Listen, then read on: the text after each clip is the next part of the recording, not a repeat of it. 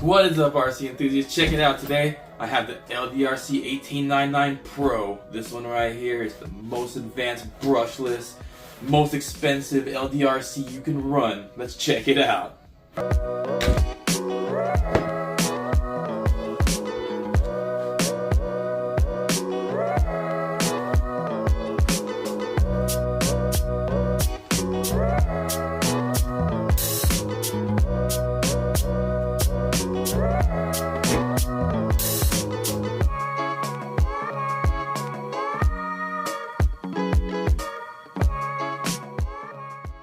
Also, a disclaimer, guys, this is just for fun. This kit does not exist. They don't make this kit with a Noble or anything. As you can tell, it's some sloppy job I did with my foam box look here, but this is how I carry it. So now I have my transmitter, and I have this with me, and I can take this all in this case. So makeshift case for your NB4 Plus right here without having to spend any money if you do own one of these GTRs.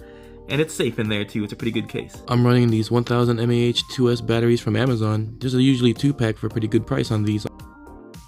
I'm using the FGR 4S receiver now in this one, and as you can see right here, this is how my setup looks like. It's pretty simple, and this is how most of mine are set up. Down here you can tell that I'm not using any of those, lowering clips they use. I just tweak the suspension to make it work the way I like it.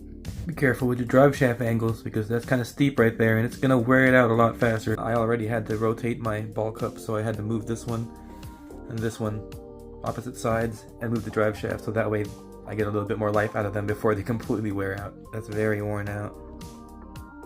It's all that crazy brushless power, man, wearing out this drivetrain and that bad drivetrain angle. So maybe more, no camber on the rear. Just make those 0-degree camber. And it won't look as good, but it will save your drive shafts. So it definitely drifts better with these wheels and tires right here. These are the new LDRC wheels and tires. The compound tire definitely works really well on vinyl surfaces for me. So far on this build, the most meaningful upgrade would be the gyro, the dasmikro V5 gyro. That thing smooths it out. And obviously, going brushless, not necessary. You could keep it brushed. Just go with standalone electronics, your own ESC and your own receiver with this gyro, and you can get this thing to drift pretty well. And these tires obviously help out a lot. And I'm not sure how necessary it is, but I do have the metal Hex Upgrade right here. And it makes the wheel kind of, rotate smoothly, but the plastic ones, they rotated pretty smoothly too. They just slowed down a lot faster. I actually don't notice any difference running this versus the plastic, but this one does feel smoother on the bench. I don't know the exact specs of this brushless motor, but it's a 30mm can, so it does fit in the stock location. I do have a WPL pinion gear from a D12 in here. That's what this motor was in, and I actually just used that same pinion in here and it fit. I do have the ESC down here in the original battery compartment because it does cool a lot better down here, especially with this mod done to the battery compartment. So this is a good place for it, and without a fan, the temperatures are still within limits. I think it's like 100, 105 it runs normally within like a 45-minute run, and the motor runs at about 120-ish. So everything seems to be running within good enough spec for me, and I can run it this way. The one other thing I'd like to mention is a lot of people ask me what are the measurements of my links on each side just so they can get my setup.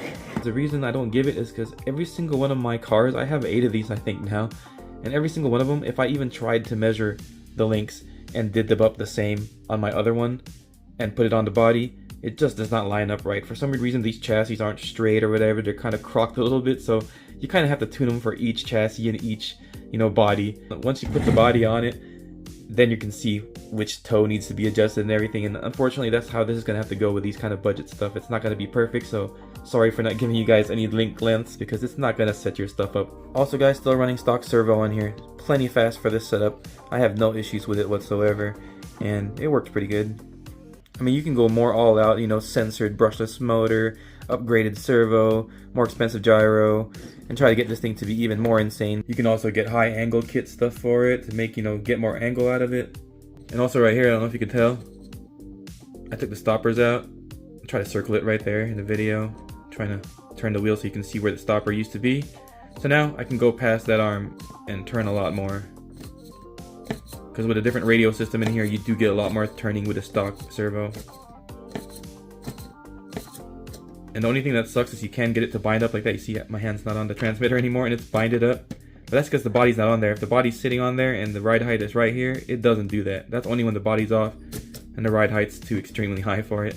And you get some lockup right there. You can also just make your own stopper somewhere there if you want to, add like a stopper down here on the A-arm So that way you can limit how far this goes.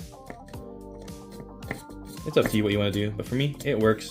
Here's the body on right here, as you can tell. Full lock. It won't lock up.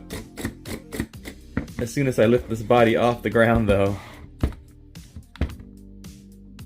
now it'll lock up. Runs perfect in the running ride height. Never had it lock up.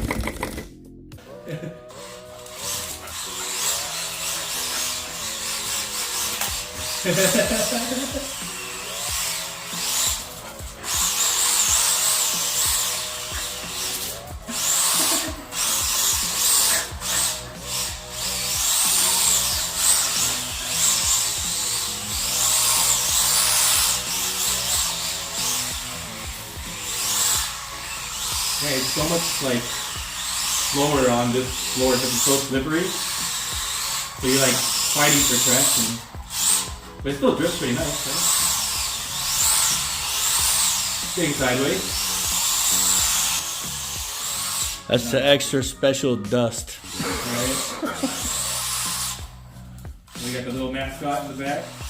Crazy young dog.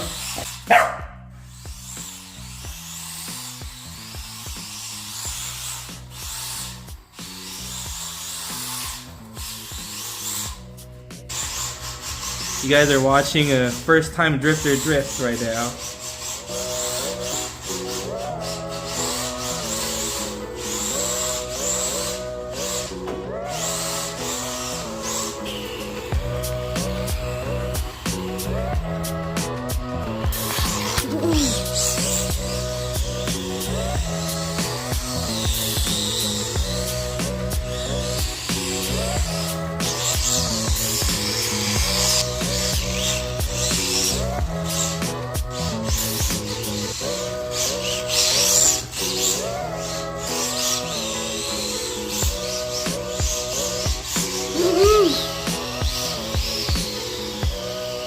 Look at that!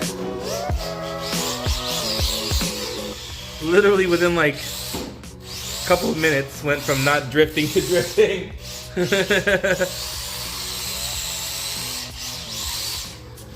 Get him! Get him, doggy! Get it! Look at that.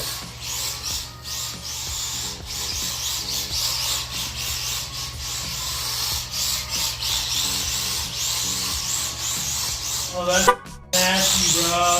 There you go. Tell me this is. Oh, I grabbed your controller. That's sweet. Well, there you go, guys. My LDRC 1899 GTR. Hopefully this helped you guys out, and hopefully you guys can get yours to drift as good as mine does. You don't have to go brushless, but if you do, I do have that 1804 Miata video that you guys can watch. And if you follow that video, this is exactly the same way you're going to convert this to brushless. And that system is actually the system that's in here right now.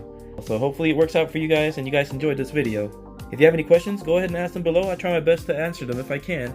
And you know, you don't need this Noble right here to run this thing. A GT3C or any 3-channel radio so you could actually access that gyro and, you know, control it on the fly without having to go in there is the way I recommend. And you're going to have a good time. Alright guys, thanks for watching as usual. And as always, stay safe out there. Go have fun and run that RC.